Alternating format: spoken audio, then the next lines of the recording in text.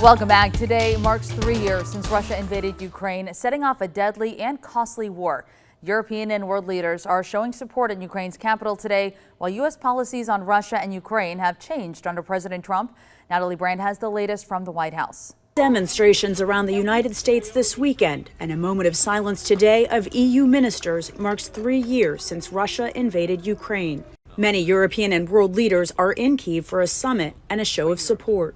We must do everything in our power to enable Ukraine to secure a just and lasting peace. It is not only the destiny of Ukraine that is at stake, it is Europe's destiny that is at stake.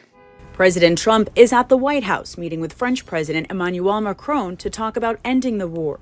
The president's meeting with his French counterpart today and the British Prime Minister later this week come as European allies worry that negotiations between the U.S. and Russia could result in a less favorable outcome for Ukraine. We left a lot of it. Speaking at the Conservative Political Action Conference this weekend, President Trump said he believes he can negotiate an end to fighting, but is also pressing Ukraine for U.S. access to rare earth minerals. I want them to give us something for all of the money that we put up, and I'm going to try and get the war settled, and I'm going to try and get all that death ended.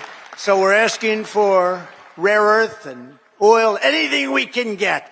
During a public feud with Ukraine's President Volodymyr Zelensky, Trump last week placed blame on Ukraine for the prolonged war. What the president has done is reframe the war in a way that's just not true, and I think it's evidence that Vladimir Putin is playing him. H.R. McMaster served as a national security advisor during President Trump's first term. Those were all the Kremlin's talking points that you heard him roll out. Over the weekend, Russia launched a record number of drones into Ukraine, destroying infrastructure and killing at least 3 people.